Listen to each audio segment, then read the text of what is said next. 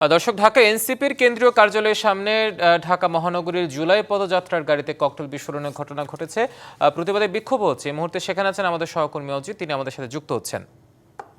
অজিত, ঘটনা ঠিক কখন ঘটে আর এখন কেমন সেখানে অবস্থা কেমন দেখছেন? হিমাদ্রি, এখানে রাত 11:30টায় কিন্তু একটা ককটেল বিস্ফোরণের ঘটনা এখানে ঘটেছিল। এনসিপির যে ঢাকা মহানগরীর দক্ষিণের যে কর্মসূচি তারা এখানে আসলে এখানে দেওয়ার কথা ছিল। এখানে আসলে তাদের যে জুলাই যে পদযাত্রা যে গাড়িটি এখানে রাখা আছে, সেই গাড়িটিকে লক্ষ্য করে কিন্তু সেই ককটেল বিস্ফোরণের ঘটনা কিন্তু ঘটেছে।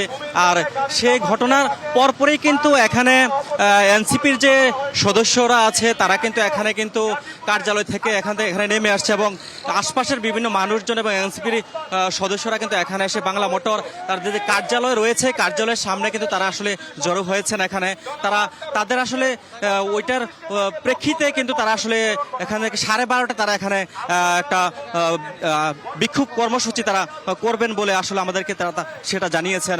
তারা এই মুহূর্তে তারা আসলে এখানে বিভিন্ন তারা এখানে কিন্তু সবাই জড়ো হয়েছেন এবং তারা কিন্তু সেটার পরিপ্রেক্ষিতে তারা কিন্তু এখানে বক্তব্য রাখছেন। এনসিপির সদস্যরা তারা বাংলা মোটর এনসিপির কার্যালয়ের সামনে তারা কিন্তু জড়ো হয়েছেন।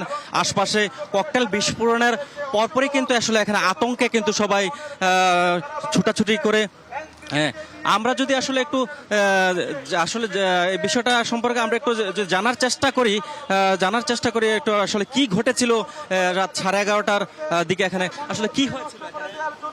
আসলে যে জুলাই আন্দোলনের যত ভিডিও ফুটেজগুলো ছিল আমরা তো মিডিয়ার মাধ্যমে দেখতে পাই নাই, সেই ফুটেজগুলো আর কি তারা দেখাইতেছিল নতুন করে পুরোটা গল্প একসাথে এক ধারণ করে তখন এটা আর কি দেখাইতেছিল এই রাস্তা বাংলামোটর মোড়ে।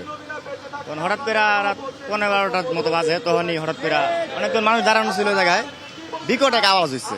কি হয়েছে, সবাই দৌড় একজন একদিকে চলে গেছে। পরে কিছুক্ষণ পরে ধুমা থামছে, তখন গিয়া দেখে দু জায়গায় এত বড় একটা ফোটা হয়ে গেছে আর কালো ধুমা হয়ে গেছে। তারপর গাড়ির ভিতরে আপনার ককটেলের যে ইয়াগুলা থাকে, ডিব্বার যে টুকরাগুলা, ওইগুলা পাইছে অনেকগুলা। আপনি কি আওয়াজ শুনতে পেয়েছেন বা ককটেল বিস্ফোরণের ঘটনা দেখেছেন? যে আমি একদম গাড়ির পাশে ছিলাম, মানুষ অনেকজন দূরে দাঁড়া ছিল, তখন আমি এই জায়গায় আর ভিতরে একটা ছেলে বসা ছিল, আরেকজন ডিম বিক্রি করতেছিল ওই জায়গায়। আমরা তিনজনই কাছে, তখন আমরা তিনজন কি মানে আওয়াজটা খুব ভয়ঙ্কর ভাবে শুনলাম আর কি, একদম কাছ থেকে এই আর কি। পরে এখন আর কি মানুষজন এটা নিয়ে তদন্ত করতেছে। ধন্যবাদ। আমরা আরেকটু জানার চেষ্টা করব আসলে এখানে 11:30টার দিকে যে ককটেল বিস্ফোরণের কথা বলা হচ্ছে, কি হয়েছিল আসলে কি হয়েছিল এখানে 11:30? আসলে একটি কথা হয়েছে যে দুষ্বৃত্তকারীরা, যারা সন্ত্রাসী বাহিনী যারা রয়েছে, তারা ককটেল মেরেই জুলাইকে মুছিয়ে দিতে চায়।